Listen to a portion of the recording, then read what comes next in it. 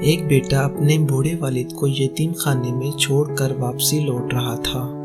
اس کی بیوی نے اسے یقینی بنانے کے لیے فون کیا کہ والد تہوار وغیرہ کی چھٹی میں بھی وہیں رہیں، گھر نہ چلے آئیں۔ بیٹا پلٹ کر گیا تو پتہ چلا کہ اس کے والد یتیم خانے کے سربراہ کے ساتھ ایسے گھل مل کر بات کر رہے ہیں کہ بہت پرانے قریبی تعلق ہو۔ تبھی اس کے والد اپنے کمرے کا بندوبست دیکھنے کے لیے وہاں سے چلے گئے۔